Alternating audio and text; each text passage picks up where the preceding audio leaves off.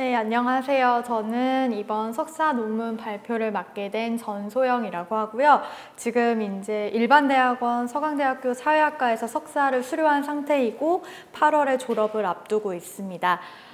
그래서 저는 최대한 제 직업적 얘기는 좀 빼려고 오늘 했는데 아무래도 제 논문 성격의 특성상 여러분들이 저의 직업을 좀 알고 가시는 게 더 도움이 되고 재밌게 들을 수 있을 것 같아서 제 소개를 간단하게 해드리면 저는 원래 서강대학교에서 불문학과 경영학을 졸업을 했었고요. 동대학원 일반대학원에서 이번에 사회학과 졸업을 앞두고 있습니다.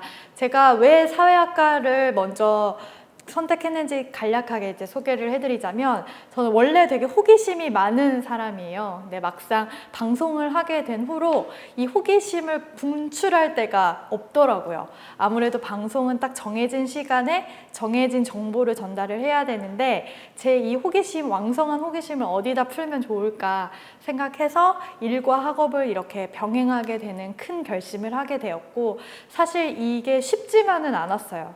아무래도 새벽에 매일 일을 하고 낮에는 공부를 하고 또 논문을 쓰고 하는 과정이 좀 고되고 힘들기도 했지만 제가 선택한 그것이 맞다는 거, 옳다는 거를 증명해내기 위해서 좀 열심히 달려왔던 것 같고 그래서 무사히 4학기 만에 졸업을 할 수 있게 된 것 같습니다. 그래서 저는 사회학을 선택했던 이유가 일단 불문학이랑 경영학은 학부 때 충분히 배웠다고 생각을 했어요.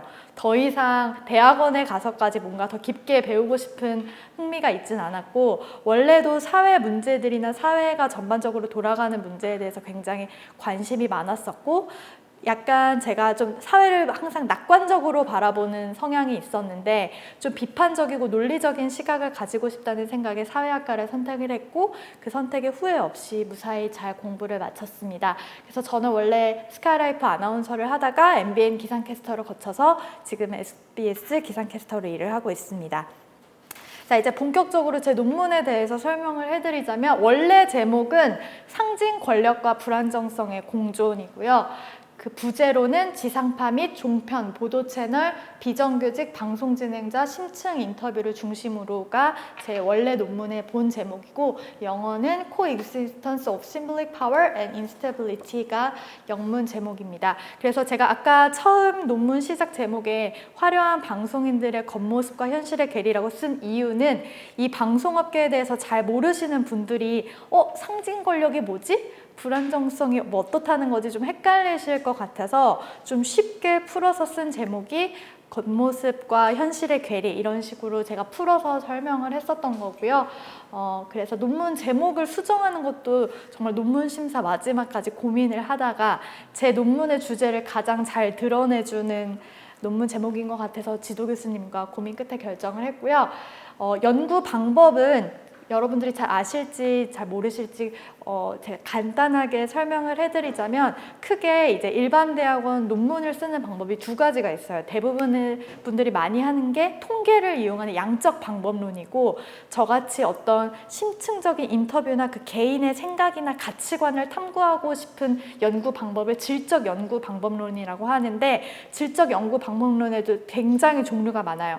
뭐 어떤 원주민들의 생활을 탐구하고 싶어서 이걸 가지고 논문을 쓰고 싶다면은 참여 관찰이라는 방법도 있고요.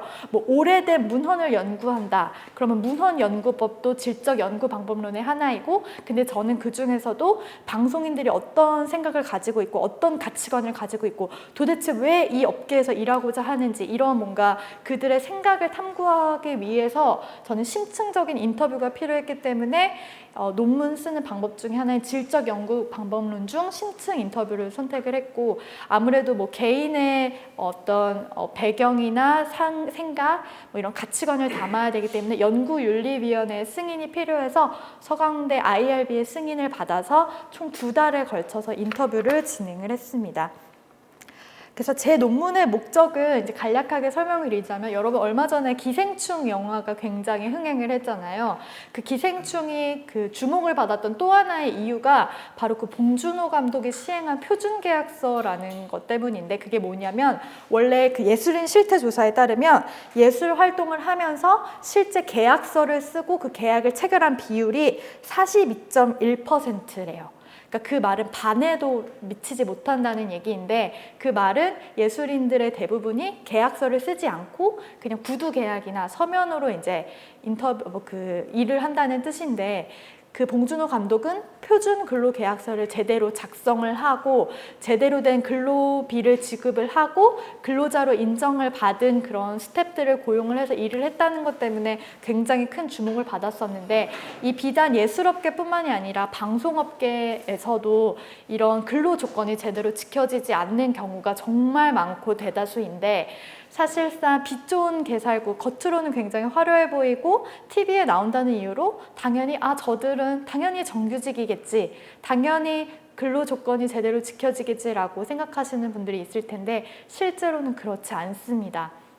그래서 그런 봉준호 감독이 필두로 이제 사람들이 이제 예술인들, 예체능계에 종사하는 사람들, 이들의 이제 근로에 이제 관심을 가지기 시작하면서 이제 저의 연구랑도 그 시발점이 좀 맞닿아 있는 것 같다는 생각이 들었고요.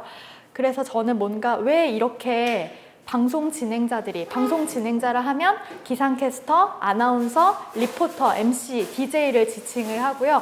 그냥 통칭해서 방송 진행자로 제가 명명을 했고, 이전 논문에서 방송 진행자라고 명명한 논문이 있었기 때문에 저는 방송 진행자로 말을 했고요. 왜 이들이 그러면 비정규직과 이 불안정함을 감내하면서도 왜 이토록 이 방송 일을 하고 싶어 하는지가 저의 궁금증에서 시작이 되었습니다. 그럼 이제 저한테 물어보시겠죠.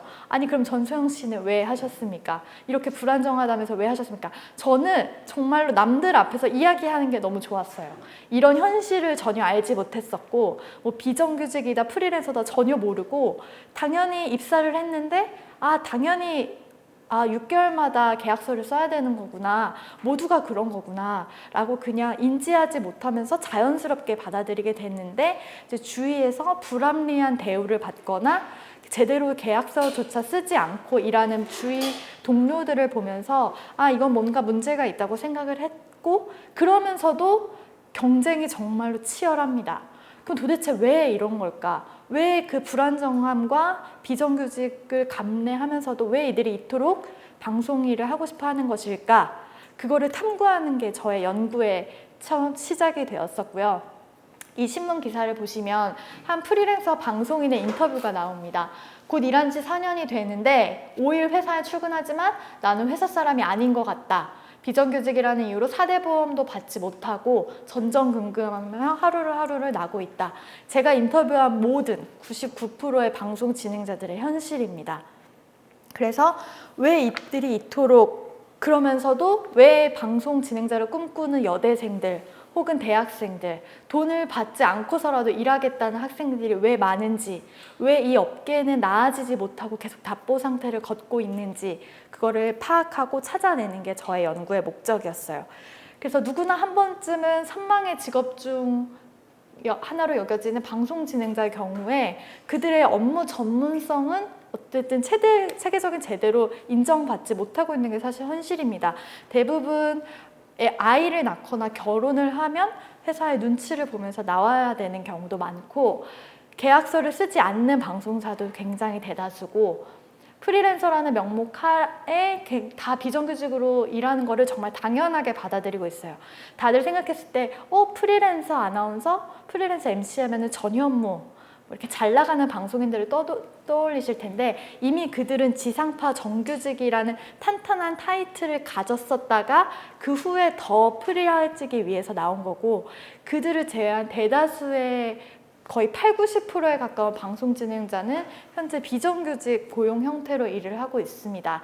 시험에 합격하는 과정까지도 굉장히 고단하고 경쟁도 굉장히 치열해요. 기본적으로 막 1000대1, 2000대1. 왜냐하면 1명, 2명밖에 뽑지 않는 게 일반적이고, 뽑는다고 하더라도 극소수, 한두 명밖에 뽑지 않고, 게다가 일반 기업처럼 공채가 정기적이지도 않기 때문에 경쟁률도 굉장히 치열한데, 그렇게 해서 합격한 후에도 현실이 그렇게 편안하거나 녹록지 않는데도 불구하고 그들은 계속 일을 하고 싶어 합니다. 도대체 왜 그런 걸까요? 왜 이렇게 이 방송업계의 악순환이 반복되고 있는 것인지 저는 그걸 파헤치고 싶었습니다. 그래서 이런 전반적인 방송업계의 내용을 파헤치고 그 문제점을 찾기 위해서 저는 경력 1년 이상의 현직 방송 진행자 11명을 인터뷰를 했고요.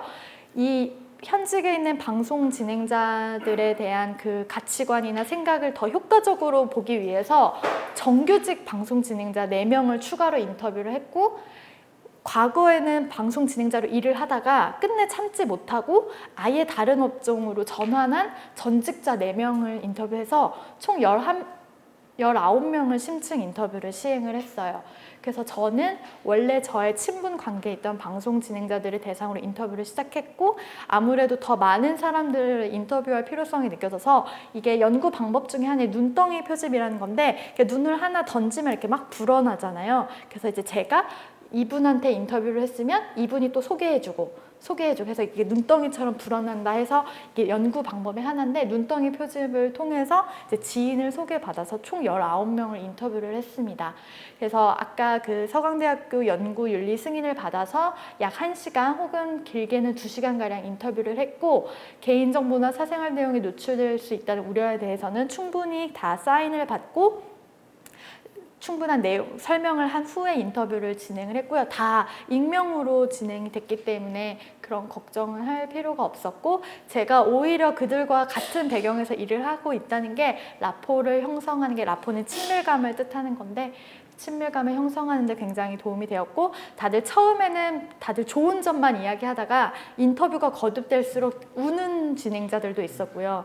같이 막 욕하는 진행자들도 있었고, 막 이 논문 발표 나면 뭔가 우리 현실이 더 세상에 알려지나요? 막 이런 식으로 되게 간절해 하시는 진행자들도 있었고, 굉장히 깊은 이런 심층적인 이야기를 하는 게 오히려 저의 직업이 좀 되게 긍정적인 방향으로 작용을 해서 인터뷰를 이렇게 손쉽게 할 수 있었습니다. 사실 근데 인터뷰를 하고 나서 그 19명의 자료를 다 녹음한 거를 다 대본을 작성하고 그 근거 이론 방식이라고 해서 논문 그 대답을 비슷한 답변으로 분류를 하고 또 비슷한 키워드로 다 일일이 분류해내는 것만 한 달이 넘게 걸렸던 것 같아요. 지금은 굉장히 간단해 보이는데 그 결과를 도출하기 위해서는 굉장히 그 과정이 많았다는 것을 설명드립니다. 그래서 제가 논문에서 과연 알고자 하는 아르규먼트, 즉 연구 질문이 뭐였느냐, 그러니까 이 총 6가지의 연구 질문이 다 제 논문에 녹아 있습니다. 그래서 첫 번째로는 우리가 흔히 알고 있는 비정규직 문제 많잖아요. 뉴스에서 막 그 현대차 노조 파업하고 막 비정규직 뭐 고공농성하고, 그들의 비정규직 문제와 방송업계의 비정규직 문제가 어떻게 다를까? 다른 것 같죠? 왠지 그들은 더 결사적이고 막 전투적인데 방송 진행자들은 그런 것 같진 않은데 뭐가 심각한 거지? 약간 그런 의문점이 생기실 것 같아서 그 차이를 알아내는 게 일단 첫 번째였고요. 두 번째는 그럼 과연 이들은 어떤 계기와 경로를 통해서 방송업계에 들어오게 되었는지, 실제 업무 내용이 어떠하고 그들이 처한 노동 환경이 어떠한지를 알아보는 게 두 번째 연구 질문이었고요. 세 번째는 과연 이들이 그렇게 그토록 꿈꿔왔던 방송 진행자로서의 정체성이 이들이 마주하는 제도적인 압박, 고용 현실 속에서 어떻게 바뀔지, 아니면 어떻게 굳건하게 지켜지는지 알아보는 게 세 번째 연구 질문이었고, 네 번째는 그렇다면 과연 이들이 혜택의 내용이 무엇이길래 그 모든 비정규직과 불안함을 감수하면서 이 업무를 지속하게 하는 그 원동력이 무엇일까? 그 알아보는 게 세 번째 질문이었고, 네 번째로는 그 한 방송국 내에 저희가 PD 기자는 대부분 정규직입니다. 근데 방송 진행자는 대부분, 방송 진행자뿐만이 아니라 뭐 작가, FD 이런 친구들은 다 비정규직이에요. 그러니까 한 방송국 내에 이중 구조가 생기는 겁니다. 그럼 이중 구조가 어떻게 비정규직 방송 진행자들에게 영향을 주고 있고, 이런 정규직 근로자들과 비정규직 방송 진행자들은 이 문제를 어떻게 인식하고 있는가, 그걸 알아보는 게 네 번째 질문이었고요. 다섯 번째로 과연 이들은 그러면 어떤 차별을 받고 있고 어떤 방식으로 저항하고 있고, 그래서 결국 그들이 원하는 건 무엇인가. 그래서 총 이렇게 크게 6가지 연구 질문을 주제로 삼고 이거를 답을 얻는 게 저의 논문의 큰 방향이 되었습니다. 자, 그래서 다시 한번 논문의 방향을 정리해 드리자면, 결국에 이들의 처우는 나아지지 못하고 여전히 제자리 걸음을 하는 상태인데, 무엇이, 누가 그들을 그토록 불안하게 만들고 있고, 그렇다면 왜 이런 방송국의 갑질이나 횡포 속에서도 이들이 왜 고통을 침묵하며 버티고 있을까요? 과연 그냥 단순히 화려함을 위해서? 아니면 TV에 나오기 위해서? 이것만으로 이 모든 현상을 설명하기에는 부족하죠. 왜 이렇게 열악하고 위태로운 구조와 차별을 감수하면서도 무엇이 그들을 그렇게 남고 싶어 하게 만드는 것인지, 그들에게 중요한 가치는 무엇인지를 찾고자 하였습니다. 그래서 크게 선행 연구를 3가지로 검토를 했어요. 일단 아까 말씀드렸던 현대차, 이런 우리나라 전반에 깔려있는 비정규직 문제를 제가 먼저 파악을 하는 게 중요하다고 생각을 해서 비정규직 관련한 논문은 다 찾아 읽은 것 같아요. 그래서 비정규직 문제, 비정규직 관련 신문, 기사 이런 것들을 쭉 찾아 읽는 게 일단 급선무였고, 그래야 그 방송업계 비정규직과 비교가 되기 때문에, 그래서 한국의 비정규직 문제에 관련한 논문을 죄다 읽었고요. 2번째로는 그렇다면 방송 진행자뿐만이 아니라 방송업계에 있는 비정규직 문제는 뭐가 있을까? 여러분들이 이렇게 방송 진행자가 불안정한 걸 모르셨잖아요, 대부분. 그런 것처럼 방송업계에는 작가, 아까 말씀드린 FD, 다른 외주 업체 PD, 기자들 같은 경우에도 비정규직으로 일하는 경우가 굉장히 많아요. 그래서 방송업계 비정규직, 진행자뿐만이 아니라 그래서 방송업계 전반의 비정규직 문제를 찾아내서 전반적인 한국의 비정규직 문제랑 이렇게 비교하는 데 좀 중점을 뒀고요. 3번째로는 그렇다면 과거부터 현재까지 방송 진행자의 위상과 처우가 어땠는지, 이렇게 크게 3가지 방향으로 선행 연구를 검토하면서 이제 논문을 써 나갔는데, 그렇다면 제 논문을 단단하게 해주는 그 이론적 배경이 필요합니다. 원래 논문을 쓸 때는 제가 그냥 이렇게 쓴다면 기자 글이랑 똑같다고 하더라고요. 기자가 19명의 방송 진행자를 인터뷰를 해서 이들의 가치관과 힘든 것과 고충들을 쭉 쓰는 거는 정말 기자의 글이랑 똑같은데, 저는 거기다가 석사 공부를 했잖아요.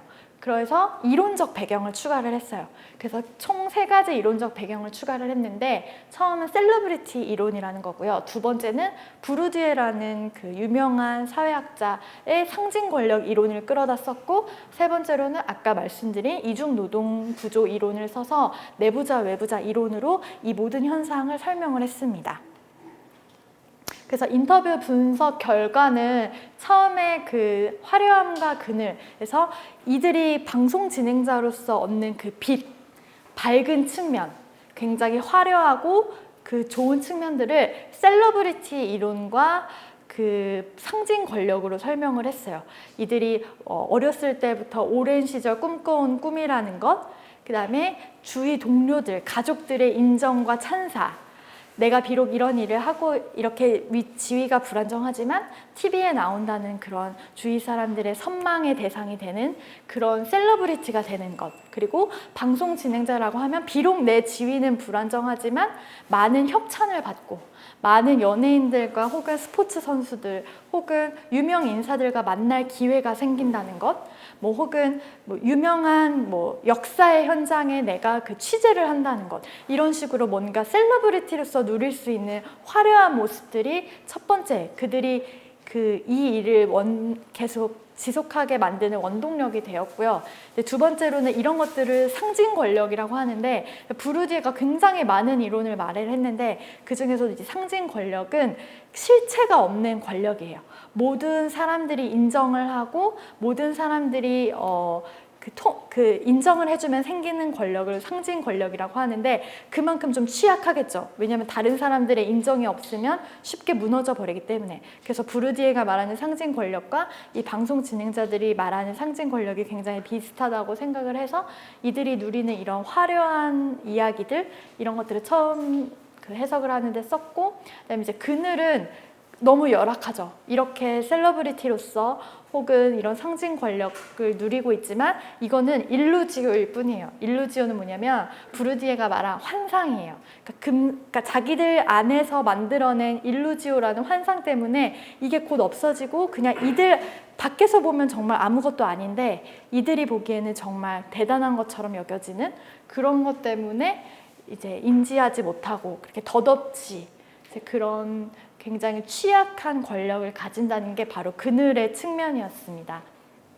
그러다 보니까 이들은 상징 권력을 가지고 있지만 동시에 불안정성이 공존하고 있다는 결론이 나왔고, 그래서 이들은 이 자신이 가진 셀러브리티와 상징 권력을 위해서 비정규직과 불안정함을 감내하게 됩니다. 그래서 이들이 이거를 지키기 위해 노력하고 발악하는 것이 바로 저항, 순응, 외면, 그리고 악순환의 측면인데, 그러니까 결국에 순응하고 외면하는 건 이 방송업계의 굴레와 이 불안정한 방송업계에 그냥 순응하고 악순환이 반복되는 연결고리가 되는 거고, 저항과 악순환의 측면은 그럼에도 불구하고 내가 뭔가 저항을 해보겠다, 내가 그래도 이 현실을 뭔가 타개해보겠다, 하지만 결국에 같은 이중노동시장에 있는 정규직 진행자들의 무관심, 그리고 사람들이 그래도 너는 좋아서 하는 일이었잖아, 너의 선택이잖아, 이런 차가운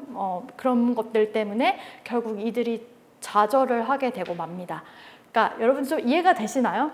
이게 제가 논문을 보여드리면서 좀 설명을 해야 되는데, 그러니까 결국에 이들이, 그러니까 결론은 뭔가 해결책이 없어요. 그러니까 이런 악순환이 계속 반복될 수밖에 없다는 게 방송업계의 현실이고, 당연히 사람들의 인식 촉구와 이들의 전문성을 보장해 줄 수 있는 체계화된 제도의 마련, 이런 굉장히 이상적인 결론이 있긴 하지만 결국에 이거마저도 굉장히 취약하고 바뀔 수 없다는, 그건 방송업계의 특성이기 때문에 바뀔 수 없다는 게 제 연구의 결론이었고, 그래서 결국에 이들이 악순환이 반복될 수밖에 없다는 게 제 연구의 슬프지만 결론이었습니다.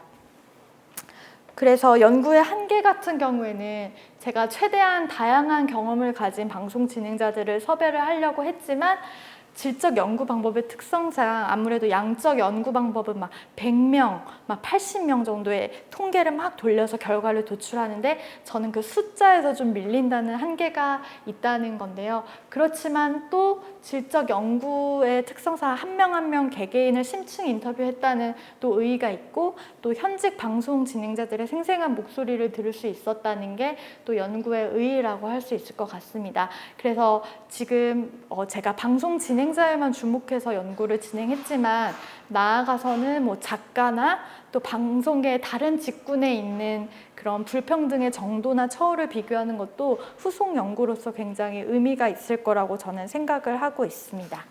네, 이상 저의 석사 논문 발표를 마치겠습니다. 감사합니다. 이거를 사실 보시면 그냥 누구나 읽으셔도 되게 편하도록, 여기 보시면 제가 간략하게 어떤 식으로 결론을 썼냐면, 예를 드시면, 그러니까 각각의 그 설명 밑에 인터뷰를 하나하나 다 실었어요. 그러다 보니까 예를 들면 제가 아까 말한 셀러브리티 측면에서 이들은 소위 스스로를 공인으로 생각하기도 하고, 이제 TV에 나오기 때문에 자기는 굉장히 연예인이지만 또 굉장히 호감 가는 이미지라고 생각을 한다. 근데 뭔가 연예인은 아니고, 그러니까 굉장히 애매한 정체성을 가지고 있다는 그런 설명 밑에는 인터뷰를 실었습니다. 너 연예인이냐고 묻기도 하는데 연예인이냐고 말하기도 뭐해서 좀 그런 거죠. 그들이 이해하기 쉽게 나를 규정할 수 없는 거, 나는 스스로가 규정이 되어 있는데 점점점 어려워요, 이런 식의 그 인터뷰를 하나하나 실어서, 사람들이 아나운서라고 하면 누구나 나를 볼 수 있고, 근데 사람들이 내 일에 대해서 인정해 주니까 좋아요, 즐거워요, 이런 식으로 제가 인터뷰를 계속 설명 밑에 그 설명에 해당하는 인터뷰를 실어서, 그러니까 이게 약간 질적 연구 방법의 특징이거든요. 그래서 되게 읽기 쉽고 이해하기도 굉장히 쉽게 써 있는데, 이걸 제가 한 명 한 명 다 드릴 수가 없어가지고, 예를 들면 사는 것 자체가 어려우니까 대출 받을 때 대출이 안 돼요. 담보가 없어요. 내가 프리랜서로 많은 거 알고 있는데 그냥 감내해야 이 길이죠. 이런 인터뷰 같은 경우나, 극소수 방송사를 제외하고는 대부분 모든 방송사가 비정규직으로 고용을 하고 있다는 제 설명 밑에는, 일단 방송국에서 대한항공 갑질 논란을 얘기할 게 아니라 우리 회사 자체가 갑질이 제일 심해요. 방송국의 갑질이 제일 심한데 점점점. 그리고 남 회사를 탓할 게 아니라 우리부터 좀 되돌아봤으면 좋겠어요. 그다음에 저 비정규직이면서 6개월 단위로 계약했는데 계약 날이 다가오면 불안해져요. 계약이 안 될까 봐. 직업이 보여지기 예쁘기 때문에 그런 거를 메인으로 생각하고, 하지만 몇 년 동안 보장을 해주지 않고 손 안 대고 코 풀 수 있는 시장이죠. 이곳은 완전한 자유경쟁 체제가 아니에요. 뭐 이런 되게 막 사실 일을 그만하고 싶다고 생각한 적은 없어요. 하지만 제가 계속 할 수 있을지 시켜줄 때까지 한다가 맞는 말인 것 같아요. 이런 식으로 굉장히 생생한 인터뷰를 좀 담아서, 또 뭐 같은 직종, 같은 고민을 하는 사람들이니까 속상하죠. 일적인 고민보다는 앞으로에 대한 이야기들. 나만 힘든 게 아니구나, 다 똑같구나. 근데 거기서 끝이죠.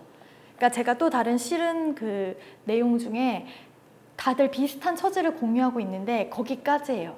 그러니까 노조가 만들어질 수 없는 구조예요. 왜냐하면 내가 혹시라도 노조에 가입했을 때 이미지가 손상이 될까, 혹시라도 나에게 불이익이 떨어질까 불안해서 애초에 노조가 만들어지지가 않는다는 그런 또 좀 취약점이 있어요. 네.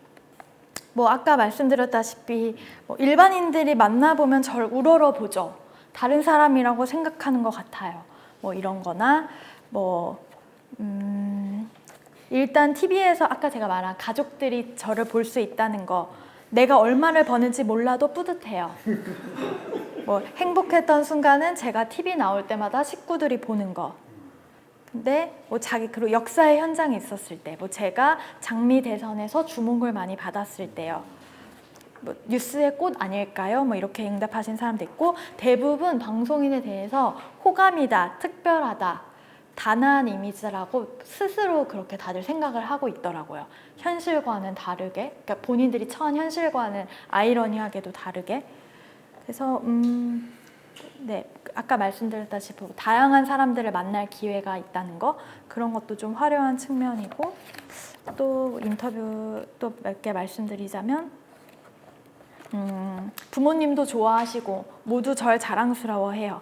내가 좋아하는 직업을 가질 수 있다는 거, 그게 좀 큰 기쁨이고, 대한민국 많은 사람들 중에서 즐기면서 일을 할 수 있는 사람들이 많지는 않은데 저는 그래서 좋아요. 그러니까 뭔가 자기가 어렸을 때부터 오랜 시간 꿈꿔왔던 꿈을 이뤘다는 거, 그것도 하나 버티는 힘이 되는 것 같아요. 네. 그리고 대부분 성향이 외향적이고 발표하길 좋아하고 어린 시절부터 대부분 비슷한 성향을 가지고 있더라고요. 나서기 좋아하고 남들 앞에 인정받는 거 좋아하고, 그런 성향도 인터뷰에 담았고요.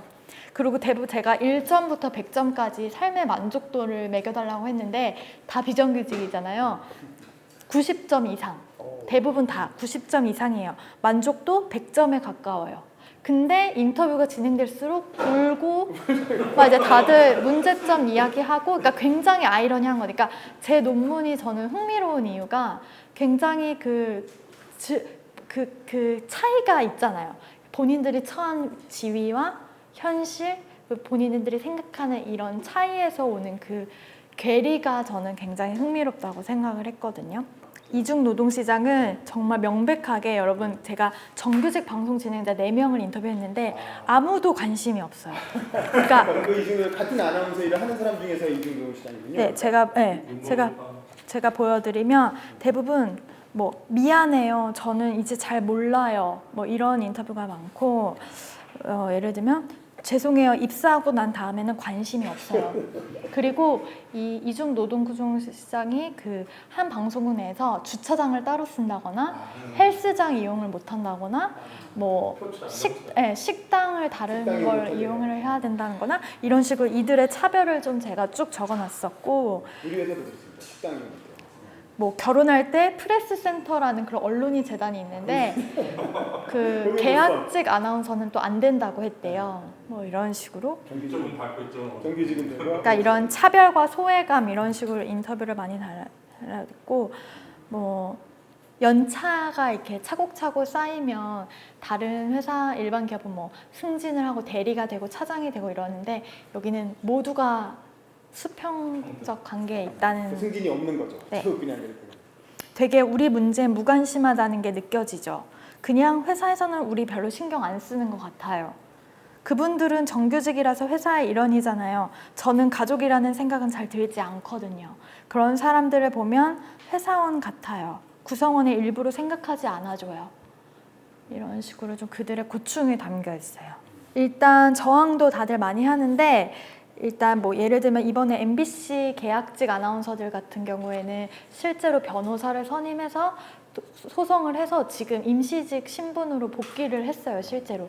이런 이거는 식으로. 파업 기간 중에 뽑았던 두 네. 기수 아나운서들을 파업이 끝나고 나서 다 해고시켜버렸어요. 10명 중에 1명 남겨놓고 해고시켰는데 부역자. 그 사람 그렇죠 그렇게 몰아서 근데 그 사람들이 부당해고 소송을 내가지고 이겨서 지금 다시 복직해 있는 상태예요. 근데 일을 안 주지. 복직해서 벽만 보고 있어요.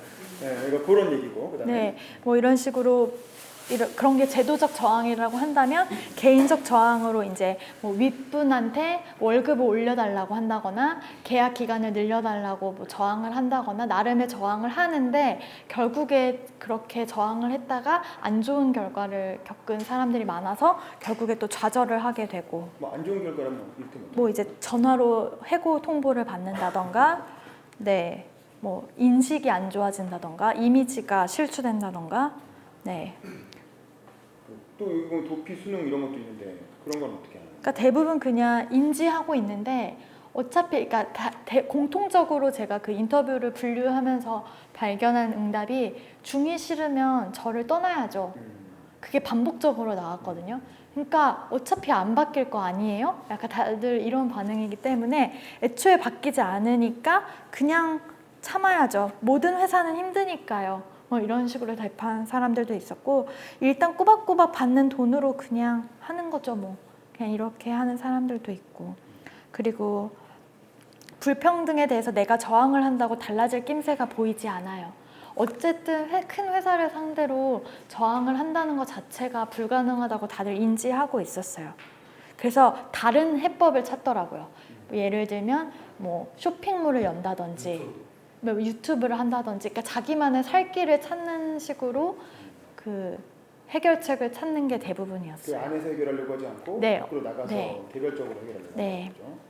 그래서 일단 그 방송 진행자라는 역할 자체에 대한 재정의가 저는 필요할 것 같다고 생각을 했고 비단 정규직의 안정적인 아나운서나 그런 사람들도 요즘은 워낙 그 시대가 바뀌기 때문에 안주하면서 머물러 있기보다는 뭔가 새로운 방송 진행자를 뛰어넘어서는 새로운 어떤 그런 그 직업적 정의가 필요하다고 저는 생각을 했고 이들은 모두 결국에 굉장히 능력이 많고 많은 꿈을 꾸는 사람들이기 때문에 이런 도피 저항, 수능 저항을 뛰어넘는 뭔가 자기만의 새로운 그런 해결책을 모색해야 된다는 다소 이상적이지만 네, 그런 결론을 내렸고 결국 그 정규직 아나운서들도 마냥 안정적이지만은 않고 그렇다고 이 비정규직 방송 진행자들도 여기서 끝이 아니라는 거를 이야기하고 싶었고 결국에 자기가 어떻게 해야 하느냐가 결국 가장 중요한 거니까 네. 그리고 그리고 이 업계가 사실 방송업계는 공부를 잘한다고 잘 나가는 것도 아니고 일을 가만히 책상에 앉아서 성실하게 한다고 알아주는 것도 아니기 때문에 뭔가 자기만의 그런 거를 찾아야 된다는 게 좀 필요할 것 같다라는 결론을 힘겹게 냈어요. 완전한 자유경쟁 체제가 아니라고 한 부분은 뭐냐면 그러니까 일반적인 비정규직 우리 사회의 일반적인 비정규직 문제를 제가 처음에 선행 연구를 검토했다고 했잖아요. 그 이유가 그 우리나라에 있는 그 비정규직 노조 같은 경우에는 정규직 근로자들과 일단 뭐 학력에서도 좀 차이가 있고 자기가 자진해서 비정규직이 된 경우도 많습니다. 그러니까 자기가 정규직에 갈 실력이 안 됐다거나 뭐 혹은 뭐 기회가 공채에 탈락을 했다거나 근데 이 방송 진행자 시장은 애초에 비정규직밖에 없어요. 애초에 계약직, 비정규직, 프리랜서로밖에 뽑지 않기 때문에 그리고 지금 정규직인 소수의 지상파 아나운서들도 같이 비정규직으로 고민을 하고 공채를 봐서 떨어졌다가 정말 운 좋게 합격한 케이스이기 때문에 그 의미에서 저는 자유경쟁 체제가 아니라고 말을 한 거고 그 정규직 진행자들의 인터뷰 답변에서도 운이 좋아서 된 거예요. 저는 운이 좋았어요 라고 하는 응답이 있다는 걸 보면 그러니까 누구는 비정규직이 되고 싶어서 된 게 아니고 애초에 그런 그 형태밖에 없기 때문에 그들이 이런 지위를 갖게 된다는 점에서 자유경쟁 체제가 아니라고 저는 말을 한 거고, 그다음에 아까 업계의 구조와 채용 형태에 대해서 살짝 물어보셨는데 아까 말했듯이 대부분의 형태가 이렇게 애초에 이렇게밖에 뽑지 않고, 근데 이제 문제가 되는 거는 정규직 공채랑 채용이 거의 비슷해요. 1차, 2차, 3차, 4차, 5차까지 똑같이 수많은 카메라 테스트와 시험을 거쳐서 역량 면접, 임원 면접, 많은 면접과 그 한두 달에 걸친 그 시험을 통과를 해야 되는데, 이렇게 해도 그런 고용 형태가 보장되지 않는다는 것에서 좀 문제가 발생을 하는 것 같고, 1년 단위로 계약을 하지만 그 사이에 뭐 위에 사장이 마음에 안 든다고 임의로 잘리는 경우도 있고, 거기서 좀 문제가 발생하는 것 같아요. 그리고 또 지상파 같은 경우에는, 지상파 기상캐스터 같은 경우에는 경력이 있는 사람을 원하는데 애초에 경력을 쌓기도 힘든 상황이다 보니까 또 거기에서 문제가 발생을 한다고 생각을 하고, 노동을 제대로 된 가치를 인정받기를 원하는 거냐, 정규직 전환을 원하는 거냐라고 또 언뜻 질문을 해주셨는데, 또 아이러니하게도 이 응답자들이 정규직을 원하는 건 아니에요. 다만, 그러니까 당장 이렇게 프리랜서로 일하는 사람들이 9 to 6 일하라고 하면 다들 답답하고 또 그렇게 할 일이 없어요. 왜냐하면 대부분 정해진 자기의 뉴스 프로그램, 정해진 시간대에 일만 하던 버릇이 있기 때문에 회사에 그렇게 오랫동안 있을 필요가 없습니다. 그래서 제가 느낀 건, 이들이 원하는 건 정규직 보장, 무조건 뭐 이렇게 해달라는 게 아니라, 아까 의원님이 말씀하신 대로 제대로 된 전문성, 업무의 전문성을 인정을 받고, 계약을 했으면 계약 기간만큼의 근로의 정당성은 보장을 해주고, 멀쩡히 휴가 주고. 근데 지금은 명절, 휴가, 뭐 저희는 연차, 월차 이런 것도 없고, 거의 저는 365일 중에 360을 일하고 있는 느낌입니다. 물론 당연히 하루 대비 일반 직장인들보다는 일하는 시간이 짧아요. 왜냐하면 저는 새벽 방송만 하기 때문에. 근데 아프다고 마음대로 쉴 수가 없는 환경이고, 뭐 명절이라고 쉴 수가 없다는 거, 이제 그런 것들의 보장을 원하는 게 대부분의 이런 답변을 미루어 보았을 때 좀 추측을 할 수 있고, 그 다음에 아까 말씀하신 수요와 공급의 불균형이 정말 여기에 가장 큰 문제이고, 그러니까 너 말고도 할 사람 많아 라는 게 채용자님들의 대부분의 그런 막말. 그러니까 이미 그런 것들도 이제 공통적으로 많이 나온 거고, 아무래도 공급이 너무 많기 때문에 한 사람 한 사람이 귀하지 않은 거죠.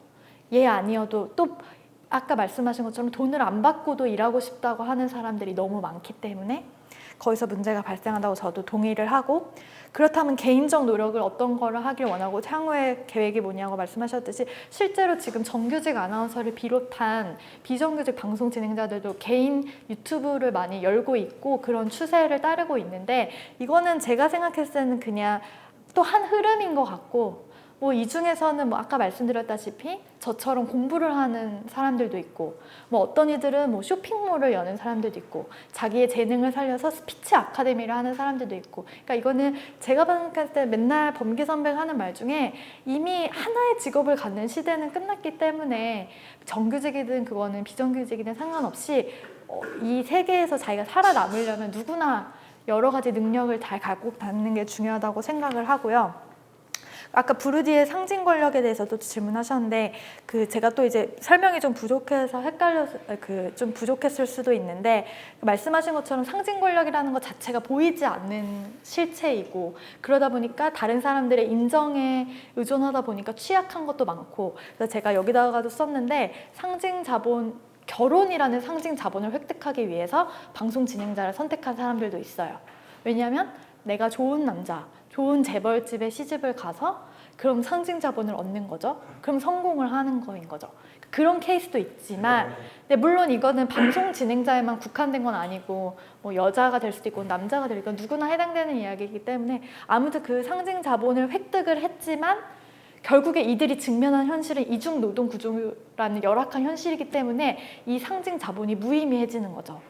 그게 제 연구의 그 방향이었고, 결국에 아까 말씀드린 것처럼 이들이 저항을 하고 순응을 한다는 거는 자신의 이런 정체성이나 셀러브리티, 상징 자본을 지키기 위한 몸부림이라고 저는 해석을 할 수 있을 것 같고, 도피를 한다는 거는 결국 현실에 굴복하고 마는 이들의 모습을 대변을 해주는 거라고 생각을 합니다.